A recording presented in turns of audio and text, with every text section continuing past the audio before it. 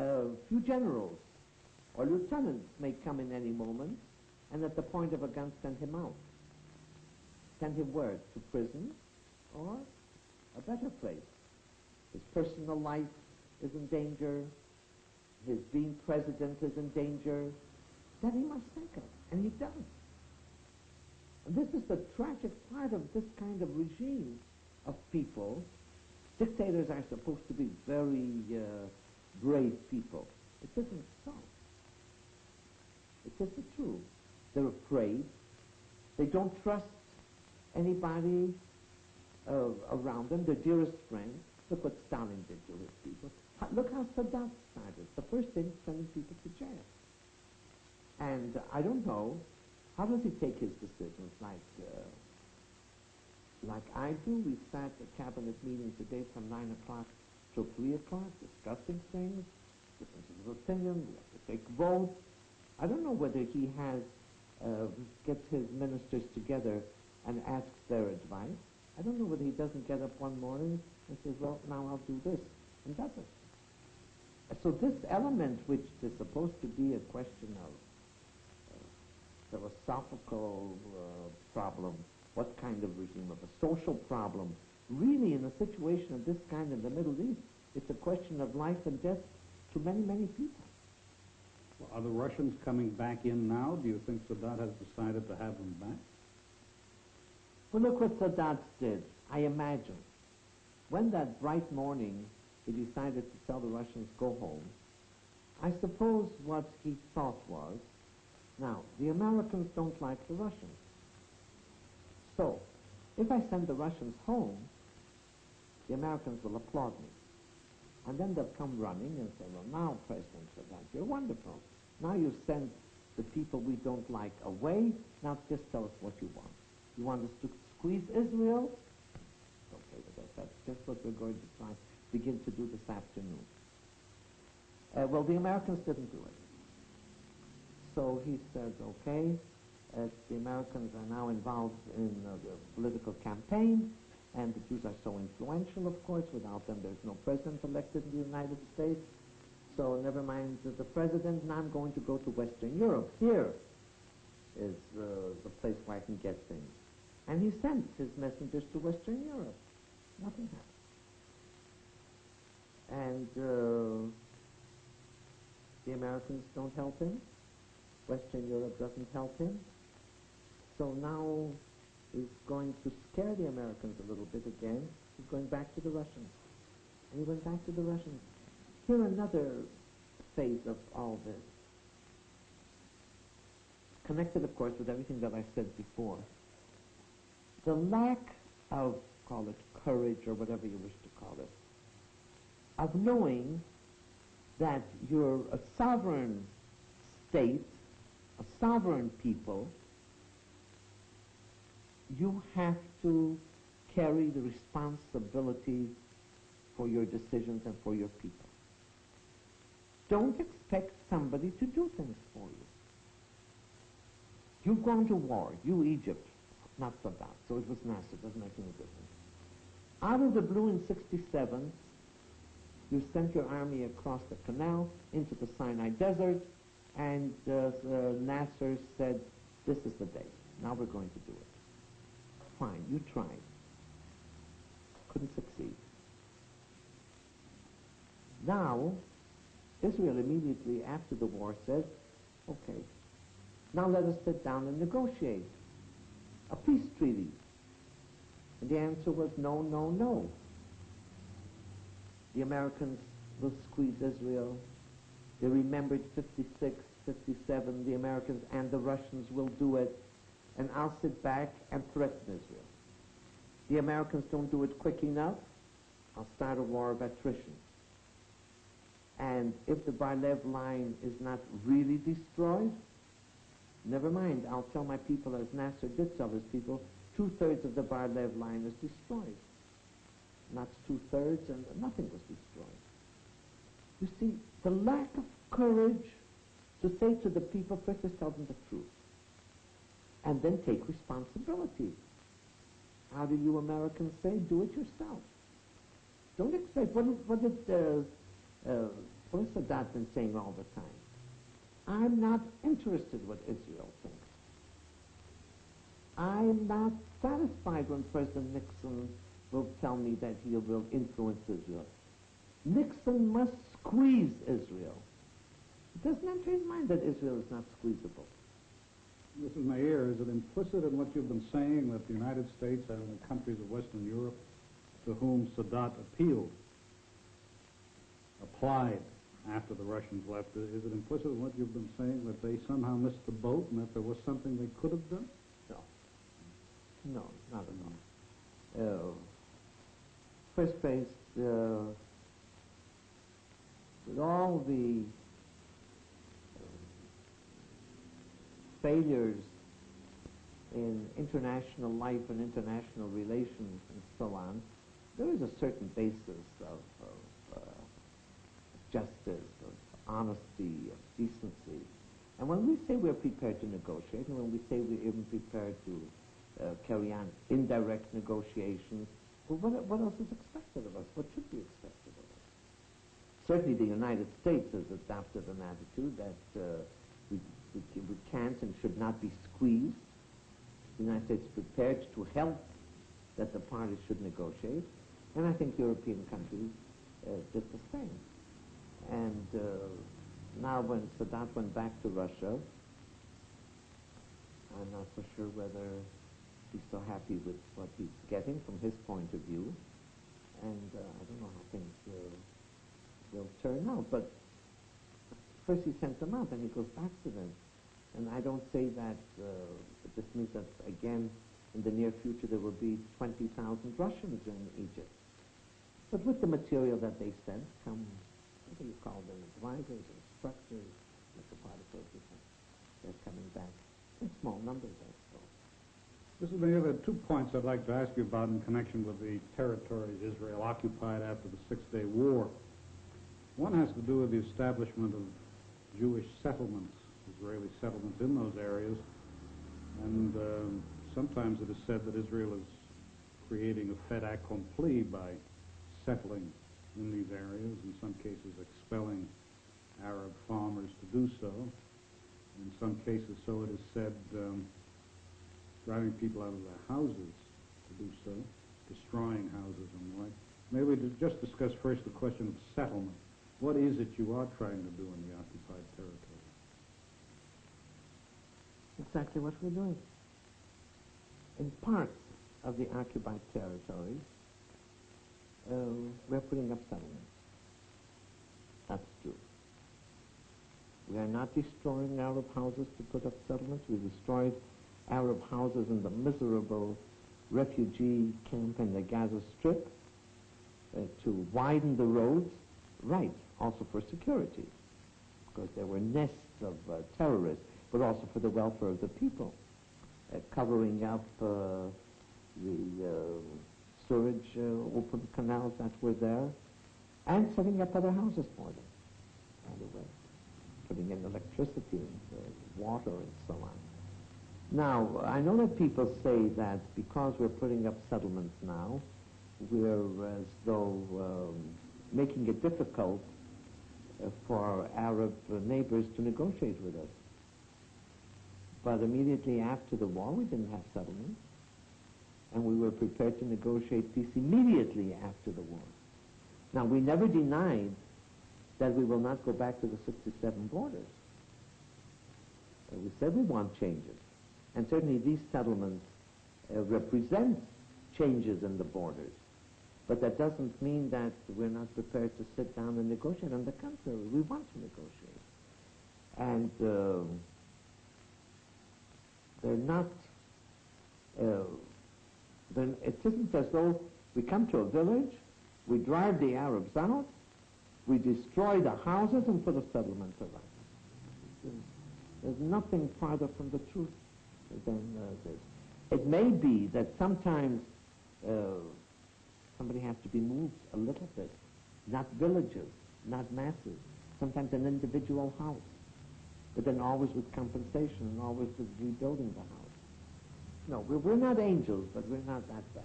Well, on that point, Mr. Meir, I was reading that not merely that houses have been destroyed, which you deny or explain.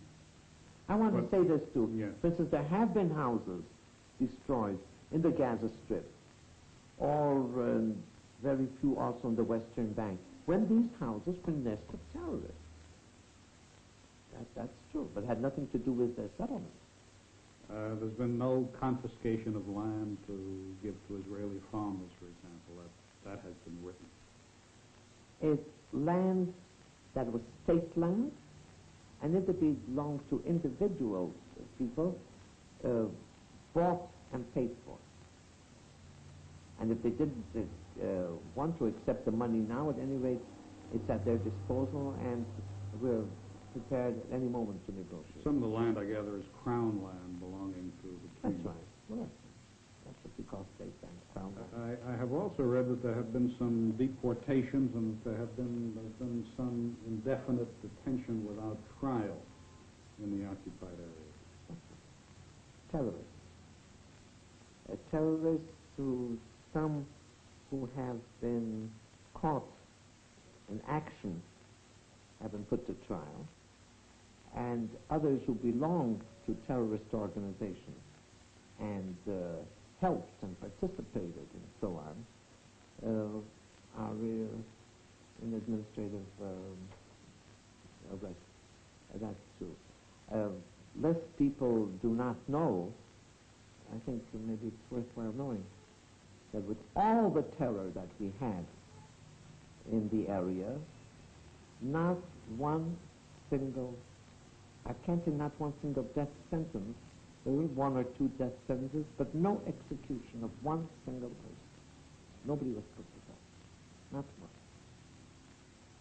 You see, in our civil laws, we did away with capital punishment.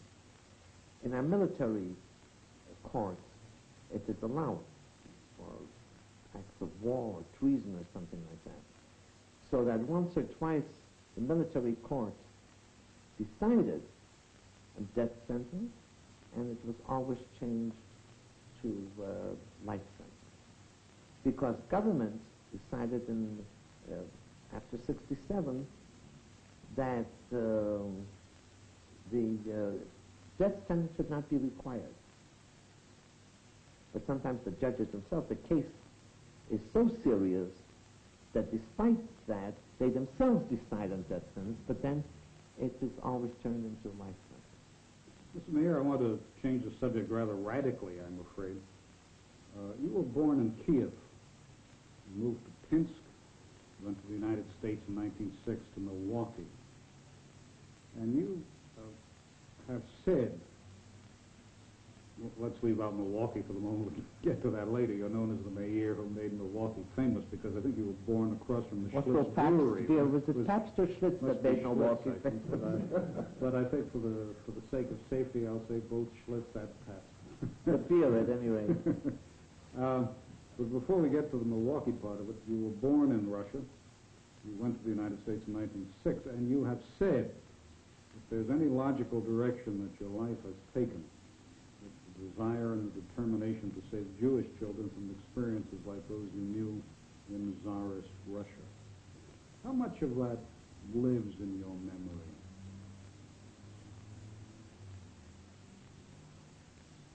Look, the Jewish people has a very long memory, collectively.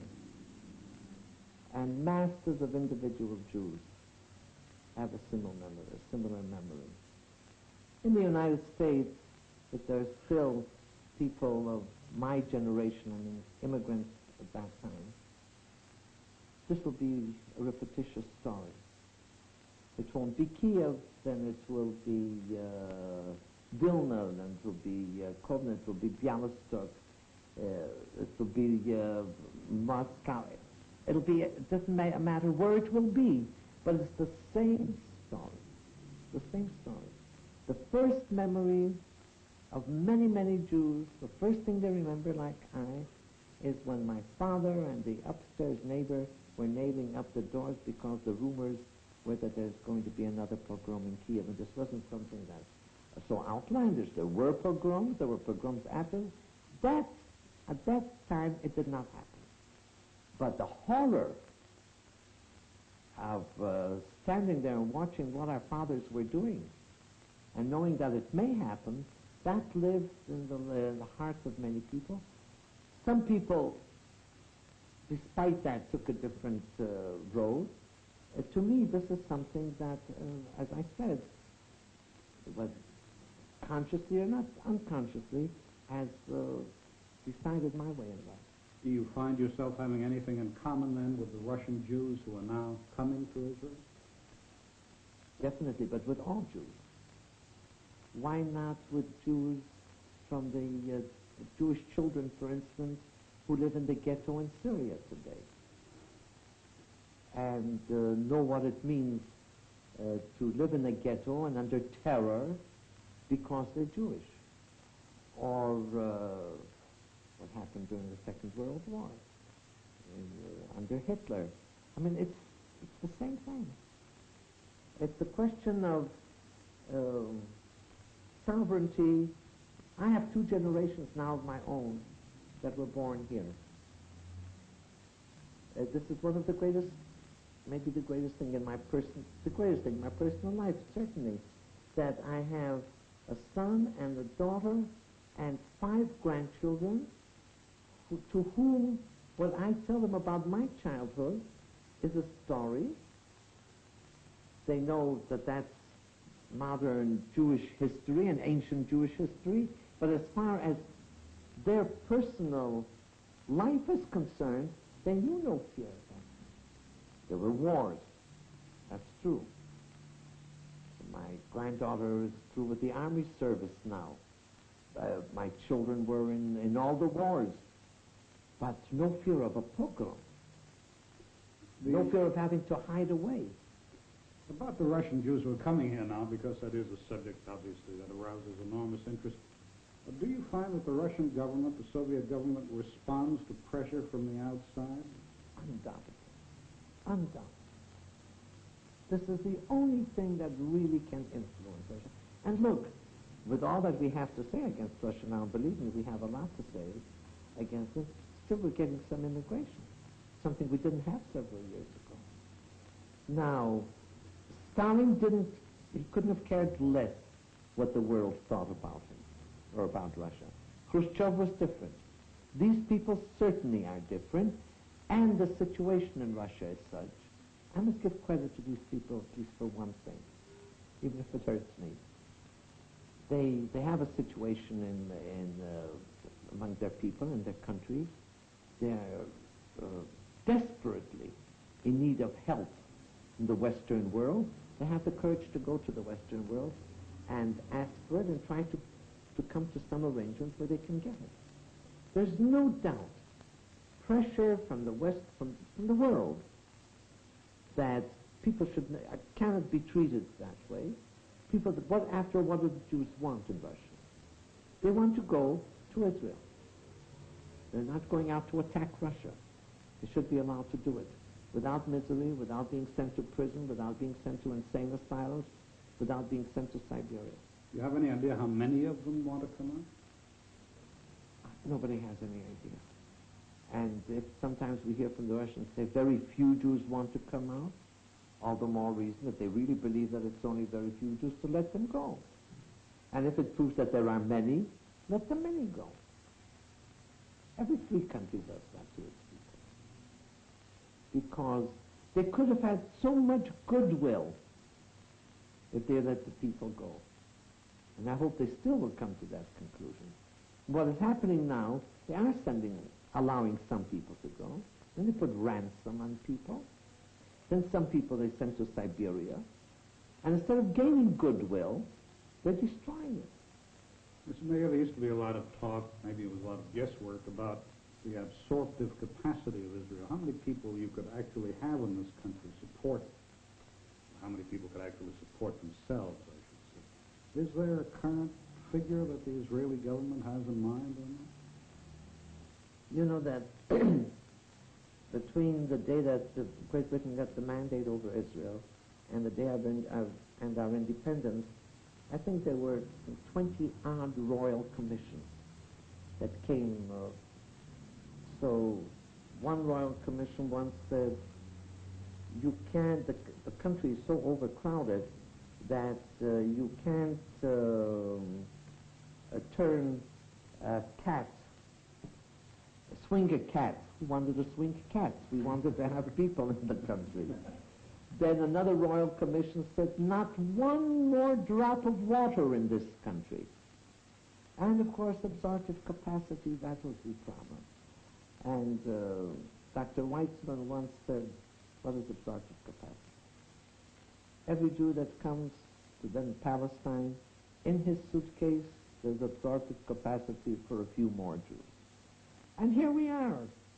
Now the population is very, very close to 3 million.